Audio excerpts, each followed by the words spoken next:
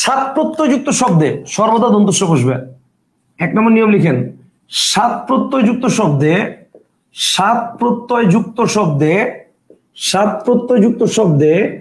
সর্বদা সর্বদা দন্তস্ব বসবে।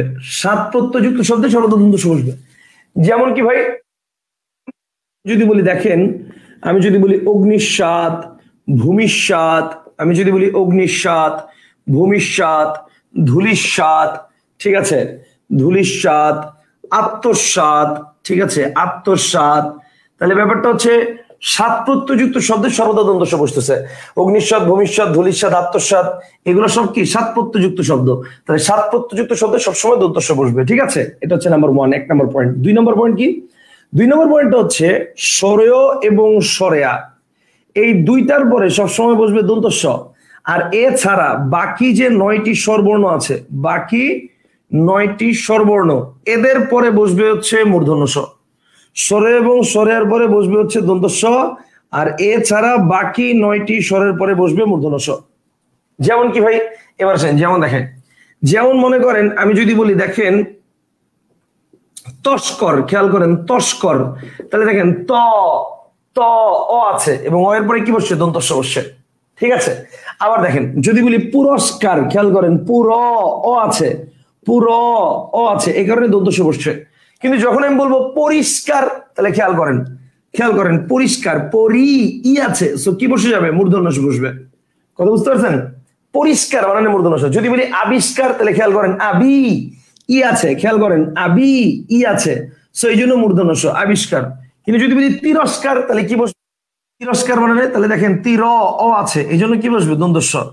আবার যদি বলি বহিষ্কার, তাহলে খেয়াল করেন বহি ই আছে, তাহলে কি বসবে? অবশ্যই মূর্ধন্য ষ, বহিষ্কার। ঠিক আছে, মানে মোট কথা হচ্ছে মানে স্বরে এবং স্বরের পরে বসবে হচ্ছে দন্তস্ব, এবং স্বরে এবং স্বরে ছাড়া বাকি 9টি স্বরের পরে বসবে হচ্ছে মূর্ধন্য ষ।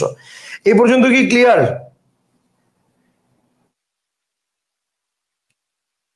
এই পর্যন্ত কি ক্লিয়ার? স্বরে এবং স্বরের পরে বসে হচ্ছে দন্তস্ব, এবং স্বরে এবং স্বরে ছাড়া বাকি 9টি স্বরের পরে বসে হচ্ছে মূর্ধন্য ষ। এ পর্যন্ত কি ক্লিয়ার সবাই? যেমন দেখেন, তাহলে এবার দেখেন আবিষ্কার, পুরস্কার, তিরস্কার, বহিষ্কার, তস্কর, গোষ্পদ, এই যে দেখেন গোষ্পদ বানানটা, গো ওকার আছে, তাহলে ওকার আছে ও, তাহলে কি বসবে? অবশ্যই মূর্ধন্য ষ, গোষ্পদ।